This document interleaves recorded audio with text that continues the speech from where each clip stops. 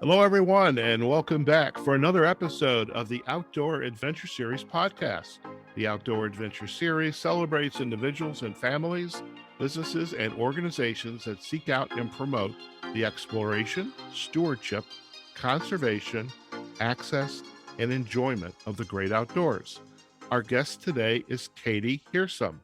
Katie is an outdoor enthusiast, freelance writer, and author of Urban Hikes Denver, a guide to the city's greatest urban hiking.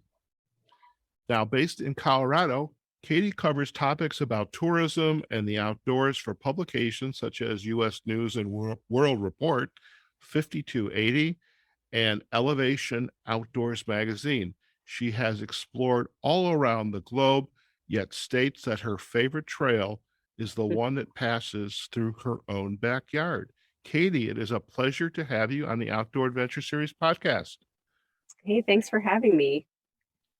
Fantastic. And first of all, I have to say, I love Colorado. And I have spent a lot of time in Denver. And when I was a little kid, I used to write the papers in school. When you were in elementary school or middle school, you had to write a paper. And I always used to write about Colorado. I had maps of Colorado up on my wall. And I love the fact that you are a native of Colorado, and love to hear a little bit more about your background before we kind of dive into this wonderful book that you've created for our listeners, create a little bit of context about your background and how you got into the writing space, and especially taking hiking to the urban setting like you've done through your book. So let's start with your story.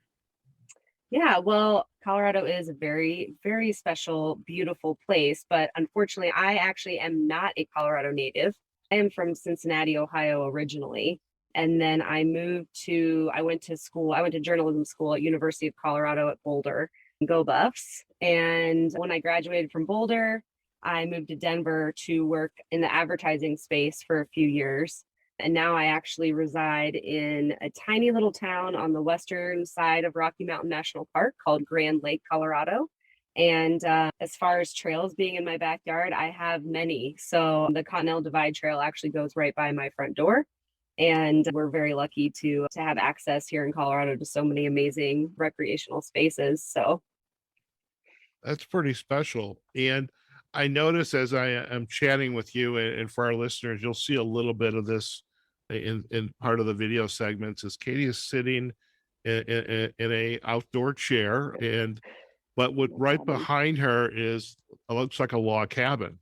And I live in a log cabin, and I think it was built, well, I was told it was built in like the 1870s. So, and it's Grand Lake's charming little western town. It was one of the original kind of homesteading towns during people think the gold rush, but it was actually the silver rush.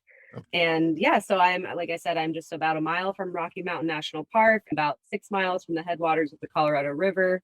And it's a really unique space with a ton of history. So right. I just try to I'm outdoors as much as possible. I eat all my meals on this deck, and I just thought it was more fitting to take this call outside.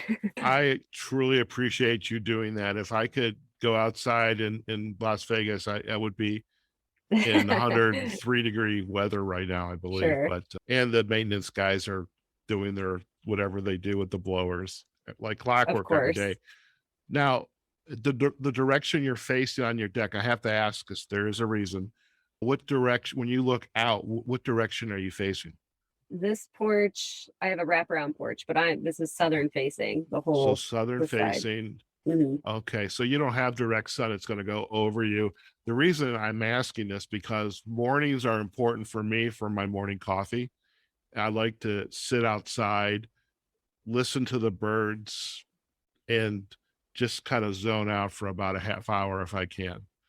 Me too. That's what I was doing this morning. And my other porch is east, so I get all the full sun over there. And yep, it's one of my favorite spots to hang out. And yeah, I just got plants everywhere. And this past a few months ago, I had moose in my yard, just several feet off my deck. So I would sit on my covered porch and just watch the moose grazing. I mean, it's a pretty amazing place we have here. And it's funny because I moved up here full time about 4.5 years ago from Denver.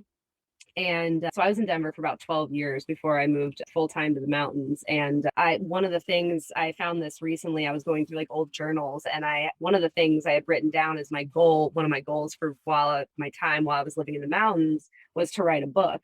And I didn't know what that was going to be, or I had no ideas or plans or publishers or anything in place. Grand Lake is such an inspiring, beautiful, chill place. And I just thought I'm going to write a book I'm not leaving Grand Lake till I write a book. So, and I That's did. good. That's fantastic. Now, again, I want to get into the book, but I have to ask one other question. You have done a lot of traveling elsewhere out of the state. Now, Mhm. did that part of your life come into play before you actually set out to write this book? Or it's because it sounds like the book has been something you wanted to do for these past number of years, but then you have this career, the job. What did that allow you, give you the opportunity to get out there and write and explore it as well? Well, yeah, so kind of what happened, I said I went to journalism school. I got an internship with the Boulder Daily Camera newspaper, which I think is still in business, one of the few remaining small town newspapers. And then I moved to Denver and worked in advertising for several years. And I don't do great at desk jobs really. So it's just a little confining for me, but I learned a ton at that advertising agency. And what happened was I ended up leaving there and going to work on a dude ranch in the mountains, actually very close to where I live now. Oh, I'm a horse girl. So I grew up in a barn, and I moved to this ranch, and I was leading trail rides out in the backcountry. And that was just in the summers, of course, because the winters up here are pretty brutal. And so in the winters, I'd pick a destination, I would pack my 60-liter backpack, and I would buy a one-way ticket to Argentina or Thailand or wherever I was going. And I would just go backpack for the winter. And then in the summer, I'd come back to the ranch and work and save my money and then do it again. And that's kind of how I got into freelance writing, because at the end of that cycle, you can only ranch work is pretty hard. So after a couple of years of that, I was starting to think, what am I going to do next? I don't want to go back to the city. I don't want to go back to a desk job. And so I started, I had never done it before, but I had all these stories from my travels, and I thought maybe I can sell some of these. So I started pitching to tiny little magazines, little websites with travel blogs. I mean, I truly didn't think anyone would pay me for this. And honestly, from my very first pitch, I got picked up. And it just took off from there. Every year, my publications would get a little bigger and the assignments would get a little bit more lucrative. And so before I knew it, I was a freelance writer. And so I actually had a portfolio, and that's kind of how I got into writing. So again, I had no plans or anything to write a guidebook. Of course, when I was traveling, I used guidebooks, and I thought it would be really cool to write one someday, but I had no idea how to do that. So, but yes, ultimately my travels did lead me to where I am today. And okay. like I said, every year the assignments just got bigger and bigger, and then I'd go to conferences, and then I met the publisher of Falcon Guides. And so yeah, it all just kind of snowballed. That's wonderful. And I love Mhm. just being in the right place at the right time and open to Exactly. opportunity and chance encounters. You never know what's going to happen. Now, you're also a member of the Outdoor Writers Association of America. How long have you been a member of this organization? I have only been a member of OWAA for about a year. I discovered them. They actually were supposed to have one of their annual conferences here in Grand County. And that's the first time I had heard of them and kind of looked into it. I believe it got canceled for COVID in this location. But yeah, so I joined. It seemed like a really great group of people. And I started going to some of the webinars and some of the little happy hour things they were doing. And then this year's conference was pretty close to where I live, so I thought, why not? And just had an awesome time at the Casper conference. Met so many great people and just learned a ton. And I'm really excited to be a part of it. I think it's a great organization.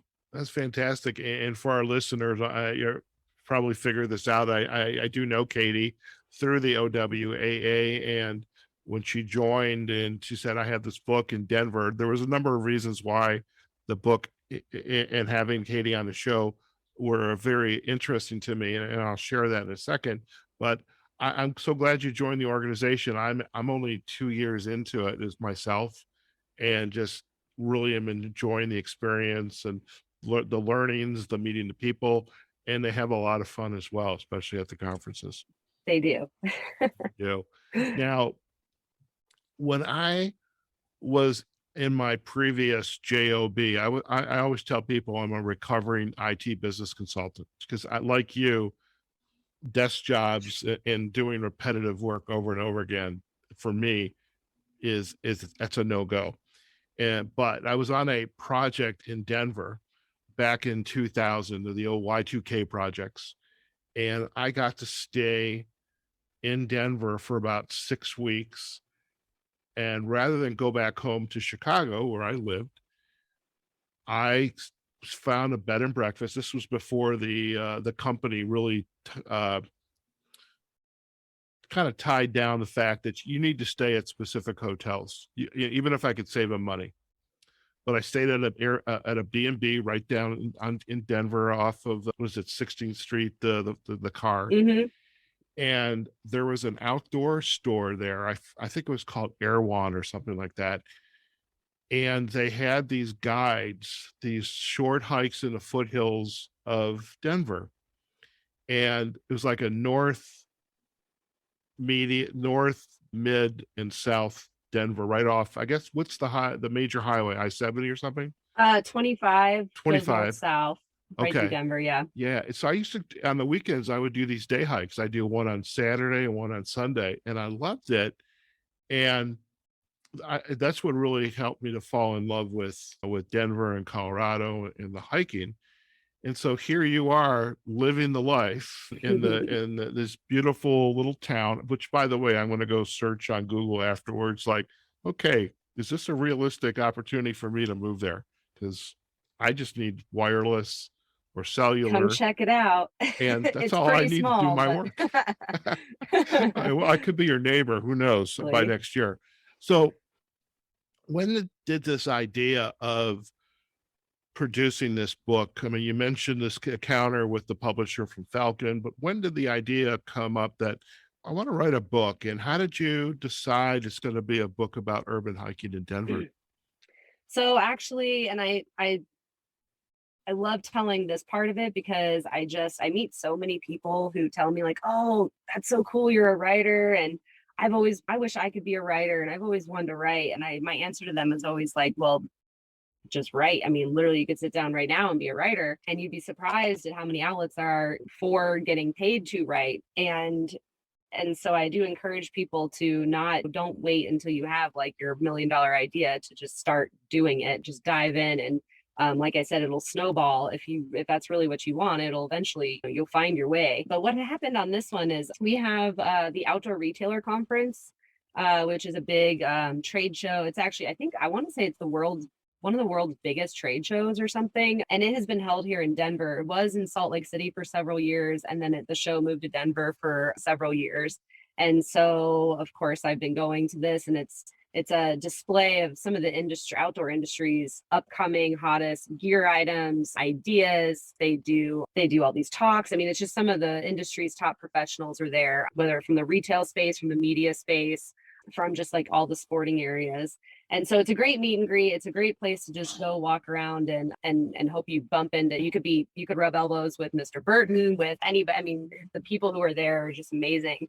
And so a couple years ago, I was at the show, and I was walking around with a friend of mine who was already a published author with Falcon Guides.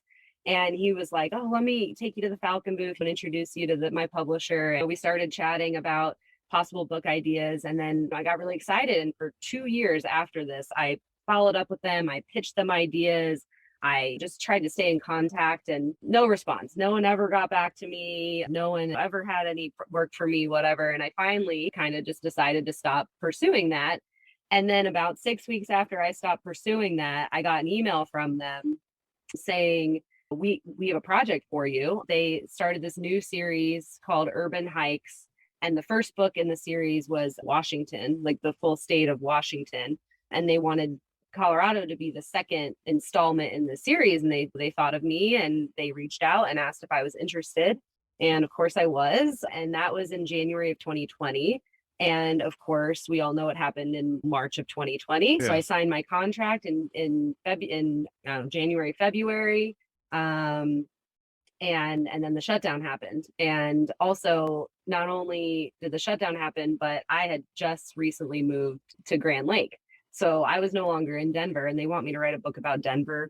We can't travel. You're not allowed to leave the county. It was this full shutdown. So everything was delayed, put on pause. And at that point, I wasn't even sure if the book, who knows what's going to happen after that. I didn't know if the company would still be in business. I didn't know if they would still be publishing. But anyway, eventually I started spending every weekend going down to Denver and doing these trails. And like I said, I had lived there for 12 years. So I knew a ton of trails. I knew right off the bat, which a lot, probably 50% of the book, what that was going to look like.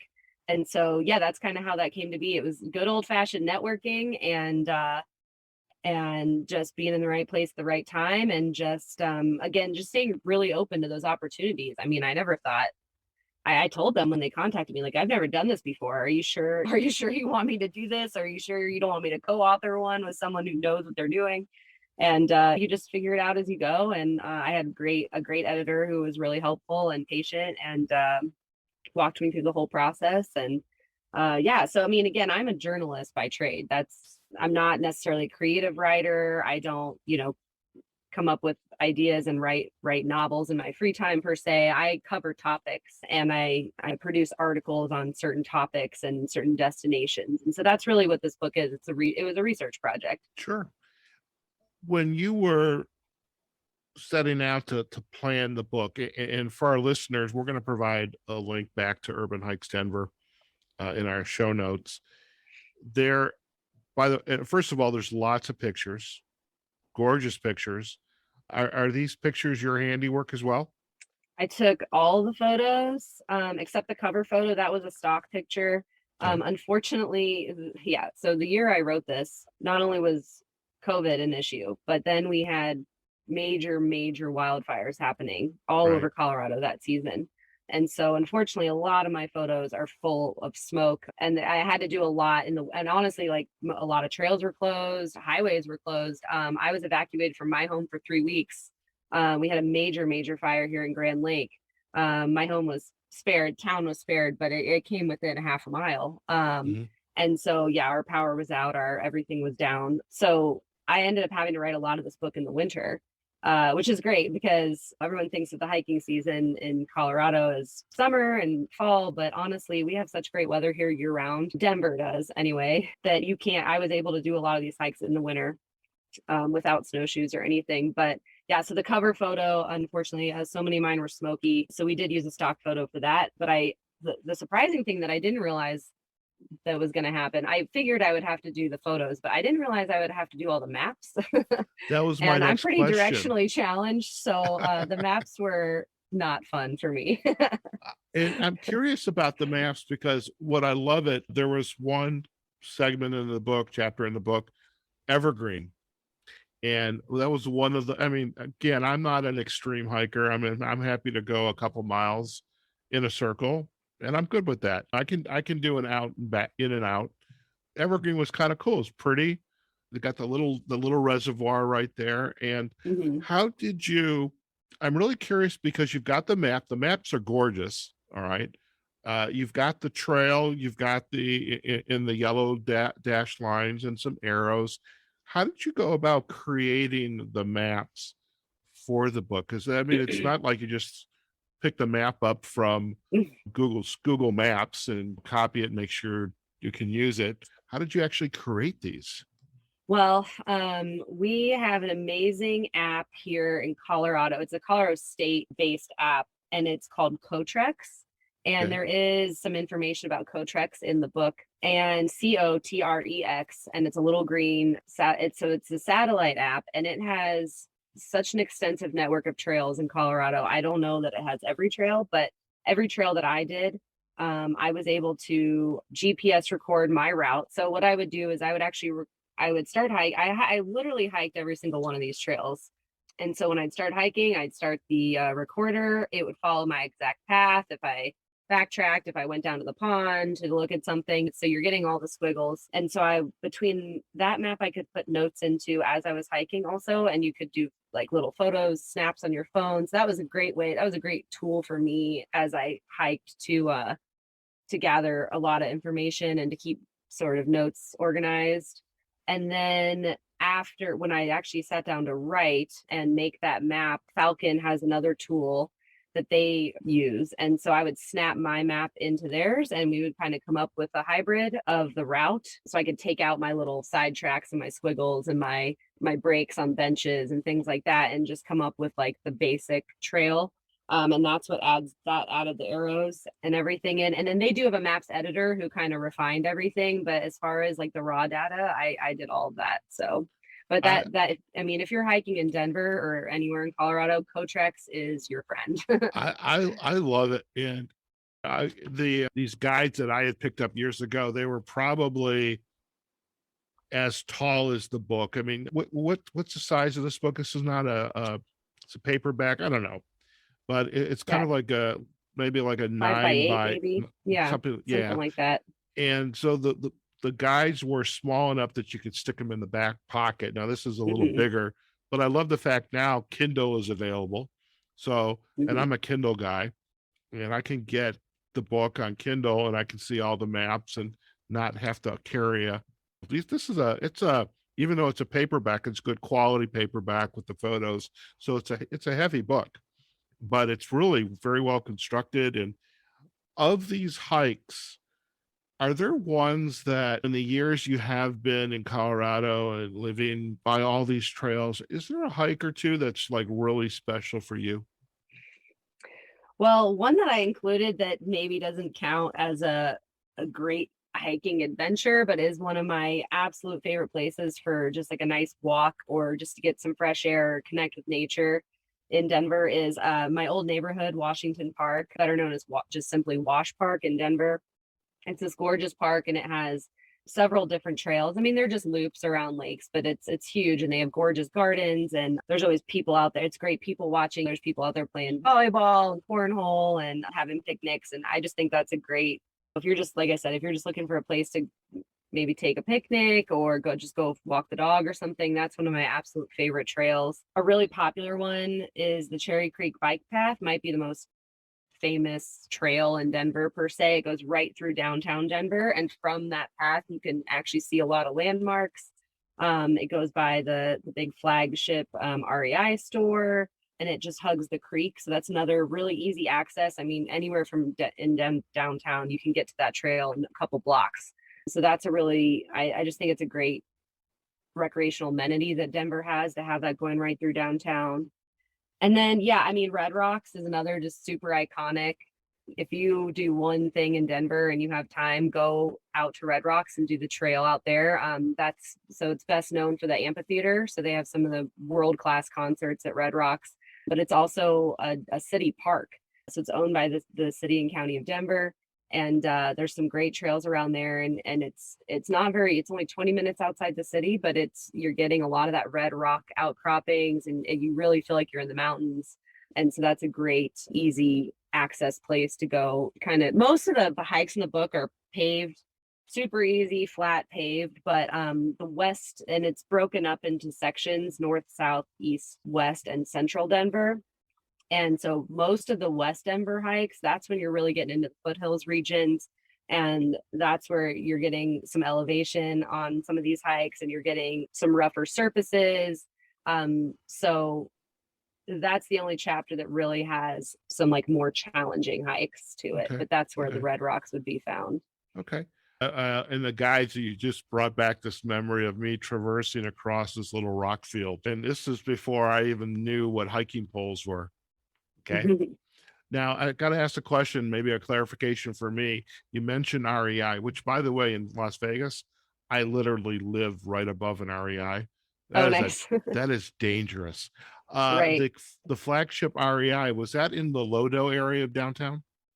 Yes. And so the flagship, I believe, is in Portland or Washington somewhere, but Okay. Denver's, they have this secondary type flagship and it's in a old railroad station.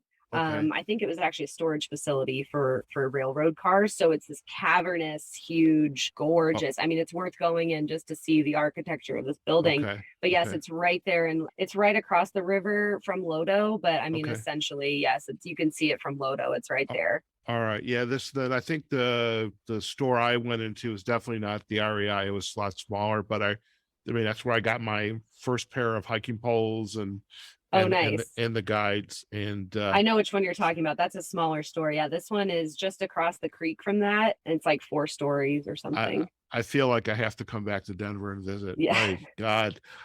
So, couple questions. I have had the opportunity, the pleasure to interview other hikers. I'm a casual hiker. I don't mind having a workout, but I don't want to feel like I'm not going to make it. Okay. And, but I'm really curious about from your work and what you have produced, what you feel are the essentials or we all have these lists. So what are you, and I know in your book, you do list them, the top 10 essentials of hiking. And I think it's worth repeating for our listeners and viewers for the YouTube is what are the your top 10 essentials for hiking and another reason for folks to pick up a copy of the book. Yeah, well, so it's funny. I love a nice, easy trail. However, I have done the quintessential Colorado 14ers. I have hiked to Machu Picchu. I have backpacked around numerous foreign countries. Like I said, I live on the Continental Divide Trail. And although I've not done the through trail, I have done many sections of it.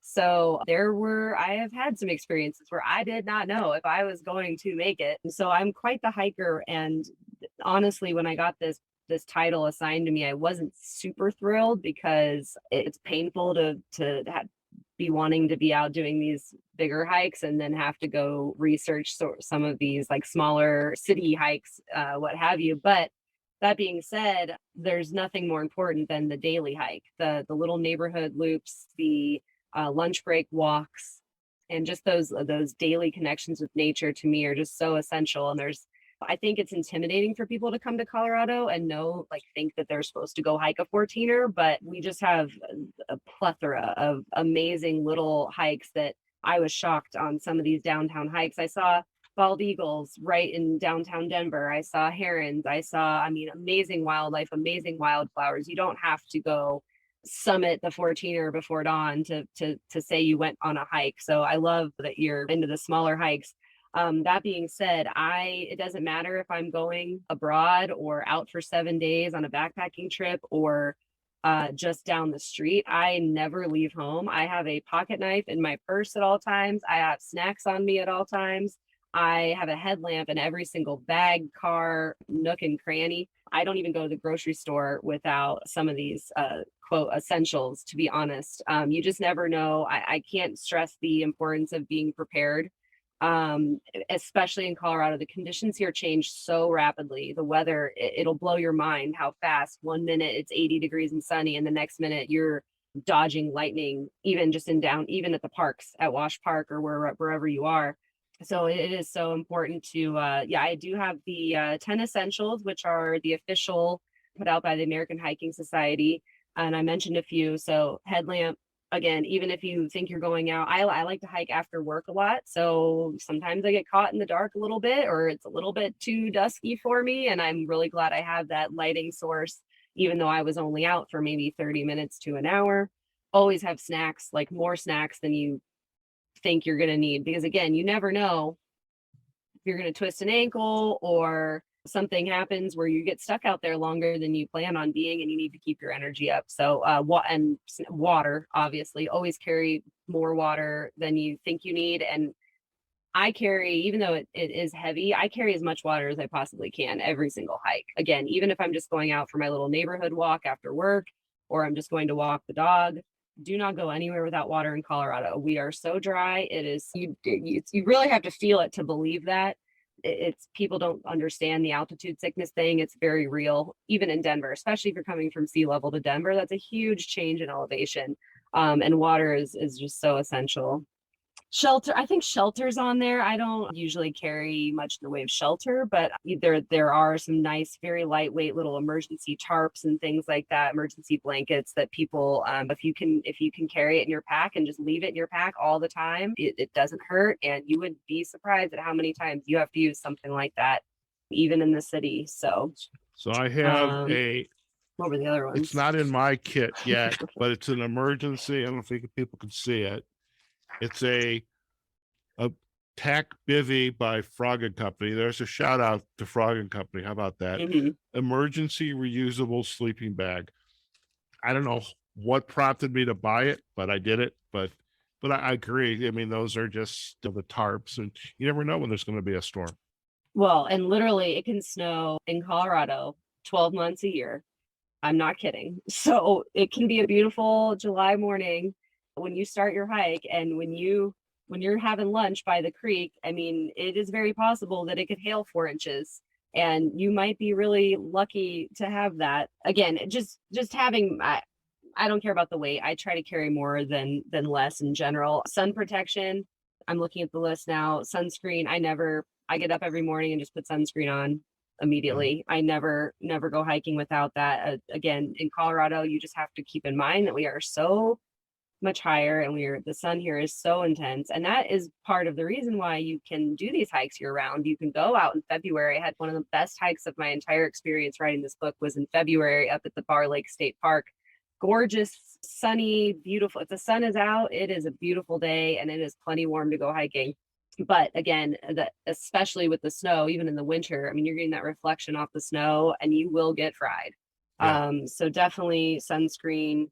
First aid kit, I carry a little mini first aid kit. I mean, that can be anything from like blisters and bug bites to, a suture kit. I carry like a little mini one of those, maybe not necessarily for yourself, but you never know when you're going to come across someone else who needs help. And I try to always be prepared for myself and for others, because I do have a fair amount of skills that maybe some other people don't. And just having more supplies to me is always better. And yeah, navigation, which we talked about, I used Cotrex. You do need internet for that, but you can download those maps beforehand and take them with you.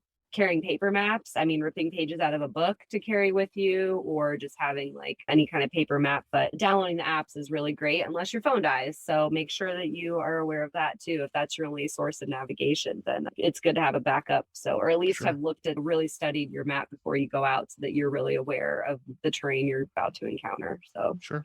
Okay. Very good. Yeah.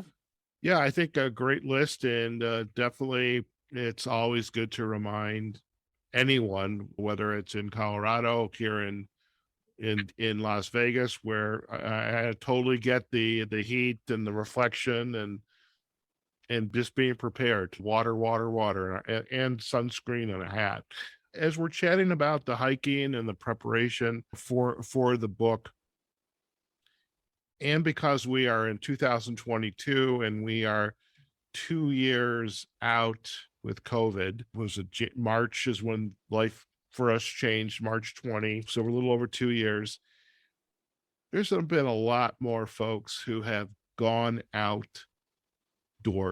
Maybe outdoors for them was a local park 3-4 years ago, but COVID provided an opportunity for folks, especially out here in the West and in the mountains. We could still have a life, and that meant getting out and exploring. And a lot of sports, a lot of interests that were outdoor focused kind of exploded. And in some ways, that's also had an impact on the communities. And whether it's local doing urban hikes in Denver, or just being out on some of the more arduous hikes that you could go do a 14er or go do a day hike and come back. And I'm curious what your thoughts have been, or what you're hearing about the impact to the environment has been as a result of more people just being out and exploring. Yeah, I mean, we're definitely seeing, I don't think it's any secret that there's just a ton more people outdoors. And I mean, that's great. If that's what you came to during COVID, is that you love the outdoors and you end up spending more time outside because of the confinement of COVID, that's awesome. I am a huge proponent of getting people outdoors. Like I said, I mean, that's the point of this book, even if it's just for a little walk on your lunch break, even if it's just to get away from your screen for an hour, just to get that little bit of movement, that little bit of fresh air, I mean, truly can be life changing. And I think it saved a lot of people during COVID being able to get out and get that connection to the outdoors. However, obviously, we have a finite amount of trail resources, and our local public works teams are short staffed. The Forest Service is short staffed. Every organization is struggling to maintain these trails with the added impact of more people. And for that, I mean, what I try to do is just really encourage people to follow the 7 principles of leave no trace and just try to help keep those trails in top form, whether that's obviously not littering, but that's maybe even taking that to the next level and picking up other people's trash that you find on the trail, not traveling on trails when they're in bad conditions. So if you're on a dirt surface trail, and again, in the book, most of them are paved, but not taking side trails, staying on the main trail, not trampling through the woods, making side trails, not traveling through wet or muddy trails, because those, once they dry out, like your footprints will be, it causes irreversible damage to that trail that a trail crew then needs to go out and fix. This is a big one. This one's really hard for me, leaving things where you found them. And I love flowers. I love wildflowers. I love finding. There is no greater joy than finding some sort of animal like shed, whether it's an antler shed or a feather or a skull or something cool that you want to keep, especially for kids. This is really tough, but it presents a really good opportunity to teach them why it's important to leave those things. But you think that just picking one flower here or taking a rock home isn't a big deal, but if you think about if everyone did that, it would damage not just the beauty, but also the ecosystem around that trail. So every bone, flower, blade of grass, leaf, everything, once it breaks down, it becomes essential nutrients for another part of that ecosystem. And so it's really important to leave things where you find them. Take only pictures is one of the little catchphrases that Leave No Trace uses. So again, I love picking flowers. That's really tough for me, but it's nice to leave them there for someone else to enjoy as well.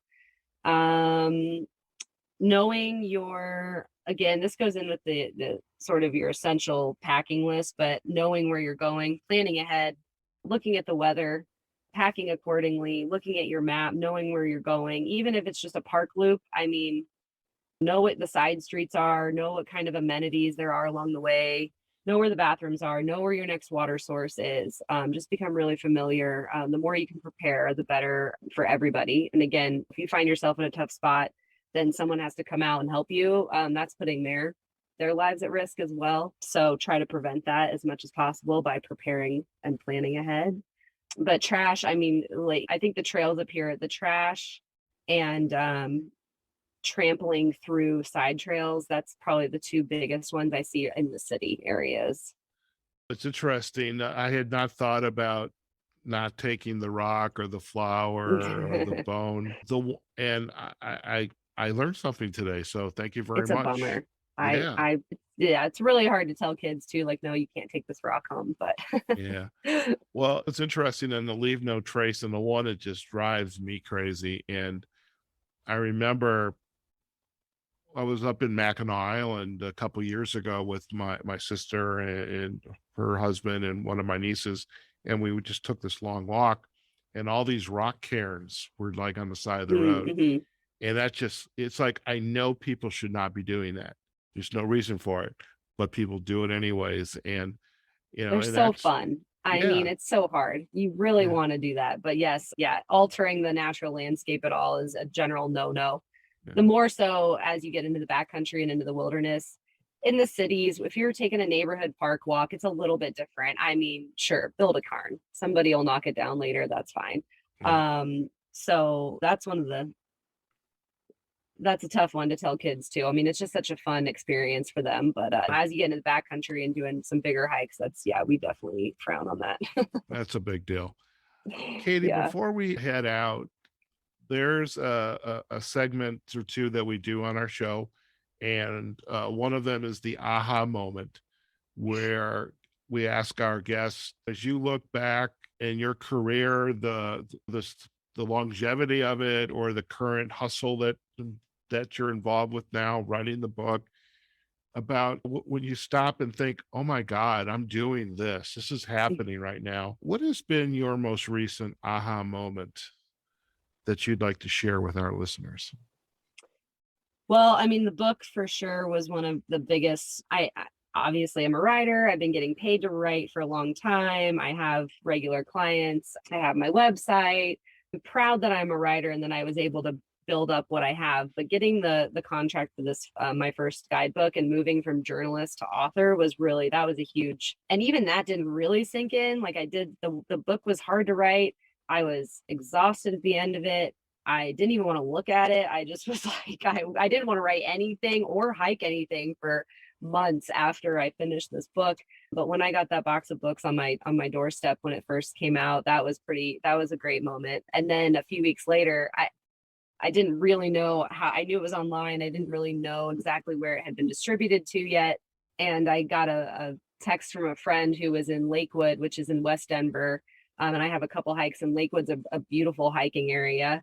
And I got a text from them with a picture of my book on the bookshelf at the REI in Lakewood, and with all these other hiking guides. And I was like, that's so cool. So that, that then it kind of sunk in, like, wow, I really did this. And then, like I mentioned earlier, looking back, and I didn't remember doing this, but apparently I had written down a goal that I wanted to write a book while I lived in the mountains, and just realizing that I actually did it. That was a really great moment. So Fantastic. Fantastic. And well, we hope that there are more books in you. And by the way, I totally get that last 5 yards before the finish line or the goal is the hardest. And it's like, I don't want to talk about it later and for quite a while. But I imagine you have some other projects and hopefully writing projects that are waiting in the wings for you when they're ready. Well, it was funny. Yeah, I said, yeah. So after I finished that, I mean, I hiked however many miles, for 42 hikes or something like that in the book. And after, I mean, I love hiking and I live in the mountains, but after that came out, I had no interest in hiking. And I spent all of last summer just paddling, which is something that was kind of new to me, but I had no interest in going out on a trail I mean, I just needed a change of scenery, so to speak. And so, I got a paddle board, and I live right, I mean, 2 blocks from 3 different lakes, 4 technically, as well as the Colorado River. And so, yeah, I spent all last summer paddling, and I'm thinking now, I'm like, maybe my next book will be about paddling. So, Very good. Well, we have to chat a little bit because there's aspects of the podcast. I mean, like right now, you're in the comfort of your home on your beautiful deck. I'm in the comfort of my home. I wish my background was where I was doing my podcast from, but I have a green screen and my apartment's a mess. But incorporating short little videos or mini podcasts into what you're doing can be, my light bulbs are going off in my head as I'm listening to you and as you just shared that. So that's a right. conversation I would invite we should have.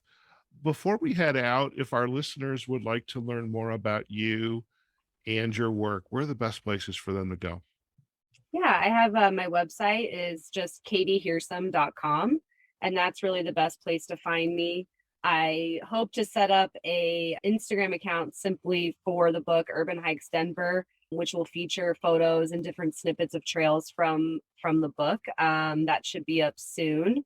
And again, that could be found through my website as well, but that's probably the best place. Okay. I am proud. I'm on social media, but I'm mostly proud to say that I'm not ruled by social media. And this has been a conversation that I've been hearing at writers' conferences for a decade, and everyone saying you absolutely have to be, and you can't ignore it. It's here to stay, and you have to keep up with it. And I don't subscribe to that belief. So I'm a writer, and I don't think that writing social media posts is going to help me be any better of a writer. So I am on Facebook and on Instagram, and you're welcome to follow me there. And I post, but they're mostly personal accounts. I don't post a lot of work stuff, although I do travel for work quite a bit. And so I do post from my travels, which is always Okay. kind of fun. Okay. Well, we'll definitely provide the backlink to the website here, katiehearsum.com. When your Instagram is ready, just let us know. We'll update the show notes with that. And I think it's important to keep the work and the interest separate if it makes sense from the personal. And I totally get, I don't want to be tied down by social as well. It's a part of the work I do, but I totally get it. And so I applaud you for that. Katie, it's been a pleasure to have you on the Outdoor Adventure Series podcast. Congratulations on the release of the book. I'm excited. I have it. Please thank your publisher at Falcon for sending the copy over to me. I know I've got a couple other books that they passed along as well. I probably should be following up with them to see if we'll get those authors on the show as well. But I'm so glad we met via the Outdoor Writers Association of America. And I know I got to get back to Denver, and I'm definitely going to look about your little neck of the woods, because I'm like, where am I going to go next? That's the beauty of life. We can go anywhere we want to go within reason. Yeah, and Denver's still expanding on its trail system. I mean, it already has an amazing, very unique trail system, but I'm already probably about to need to do an update, a second edition to the book, because it just in the last 2 years, there's been like 8 or 9 new trails or more work done to further certain regional trails. So there will most likely be a second edition of this coming out at some point. Fantastic. Well, Ken, thank you for joining us today, and Thank wish you, Howard. you the best, and looking forward to staying in touch with you. That's the beauty of OWAA. So thank you. I appreciate it. Yeah, it was great to meet you in person there. So that worked out really nicely. Fantastic. Listen, stay on the line. We're going to do a quick close, and then you and I can have a final chat. Okay. All right. Thanks. All right. Okay, folks, we have just been chatting with Katie Hearsum. She is the author of Urban Hikes Denver, a guide to the city's greatest urban hiking. She is an outdoor enthusiast, freelance writer, loves the great outdoors, whether it's hiking and now paddle boarding. She's a globetrotting world traveler and writer, and just basically living the life she chooses. And she has a beautiful home in a log cabin out in the Western Rockies. And it's like, my God, I'm a little envious right now, just all the traveling she's doing and where she lives. But something, I get to have great conversations with folks just like Katie. We hope you enjoyed today's series and get to learn a little bit more about her. If you have any inkling whatsoever to get to Denver, and maybe you're going to a conference, there's a family event, or you just have a weekend away, you want to go somewhere, well, when you go to Denver, make sure you have a copy of Urban Hikes Denver, a guide to the city's greatest urban hiking adventures. It's by Falcon Guides, part of their series. And this is a wonderful little book. It's available in paperback and on Kindle. And as Katie said, there's probably going to be an update coming up in the near future. On today's episode, we also chatted about 2 very important topics. One is referenced in the book, the essentials of hiking. What are those 10 essentials of hiking, so that if you do decide to go out, you are prepared, and not only for yourself, perhaps your loved ones, or perhaps you come across somebody who is struggling a little bit, and you can be in a position to support them as well. And we also chatted about this philosophy of leave no trace, which is something that is of great importance today, just thinking all the things that are going on in the environment, and really the effect that COVID has had on people like you and I getting out, exploring, and maybe inadvertently, like Katie had shared, picking that flower or taking a rock home and not picking up the garbage. That was another piece that Katie had mentioned, is I will pick up my own garbage. I will often not pick up somebody else's because I didn't do it. And maybe that's a philosophy I need to perhaps relook at for myself. And now you can do it as well. But, we'll provide some links back to the 10 essentials, as well as to the leave no trace philosophy. Now, as for the podcast, the Outdoor Adventure Series, you can find us on outdooradventureseries.com. We are also on Facebook and LinkedIn. We have the Outdoor Adventure Series pages. And we are also on YouTube, as well as all of the podcast directories. So wherever you find us, like it, share it, comment on it. Let us know what you're thinking. If you've picked up a copy of Urban Hikes Denver, let us know that as well. And we'd love to hear what that experience was like for you. Okay, folks. Until next time, wherever you are, whatever you're doing, go out there, have a phenomenal day, and we will see you on a future episode of the Outdoor Adventure Series podcast. Take care now.